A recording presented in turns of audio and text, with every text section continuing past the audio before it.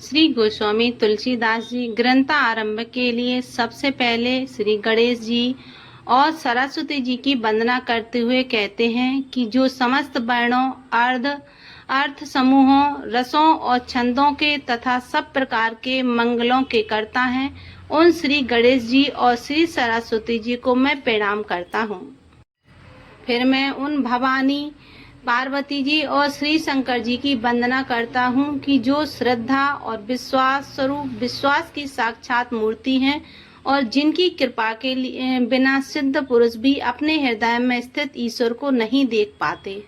अब मैं अपने श्री गुरुदेव जी की वंदना करता हूँ कि जो श्री गुरु नारायण ज्ञानमय नित्य शंकर स्वरूप हैं और जिनके सहारे से वक्र चंद्रमा भी सब स्थानों में वंदनीय होता है। यहाँ पर श्री गोस्वामी जी वक्र चंद्रमा का उदाहरण इसलिए देते हैं कि जैसे दूज का चंद्रमा यद्यपि टेढ़ा होता है तथापि शिव जी के मस्तक पर धारण करने से शिव जी के साथ ही वह भी पूजनीय हो जाता है। इसी प्रकार यद्यपि यह मेरी रचना टेढ़ी अवश्य होगी किंतु गुरुदेव का आश्रय पाने से सम्मानित जरूर होगी। फिर मैं उन आदि कवि महर्षि वाल्मीकि और कपीश्वर श्री हनुमान जी की वंदना करता हूँ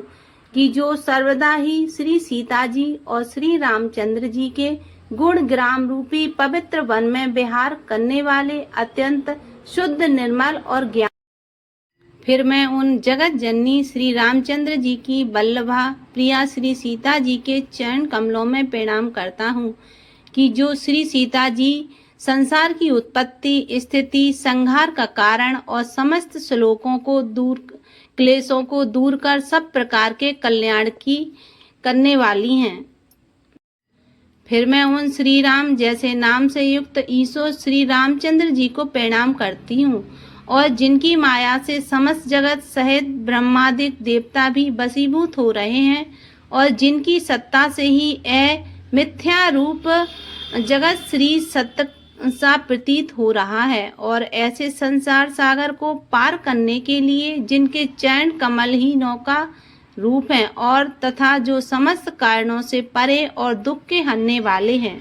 अनेक पुराणों, वेदों और शास्त्रों से समस्त जो श्री वाल्मीकि जी रामायण है उसका सार लेकर और कहीं कहीं इसी प्रकार अन्य ग्रंथों और अनुभवों से सार वस्तु लेकर मैं अपने अंतःकरण के सुख के लिए श्री रामचंद्र जी की कथा रूप इस अत्यंत सुंदर ग्रंथ की रचना करता हूँ।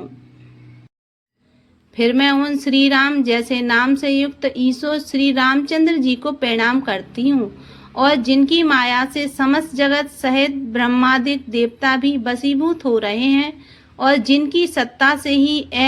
मिथ्या रूप जगत श्री सत्य सा प्रतीत हो रहा है और ऐसे संसार सागर को पार करने के लिए जिनके चरण कमल ही नौका रूप हैं और तथा जो समस्त कारणों से परे और दुख के हरने वाले हैं, जिनका सुमरन जप तप स्मरण करने से सिद्धि सफलता प्राप्त होती है और जो बुद्धि के समूह व शुभ गुणों के धाम तथा श्री महादेव जी के सब गणों के नायक हैं और जिनका मुख हाथी के समान श्रेष्ठ है, वे गणेश जी मुझ पर कृपा करें।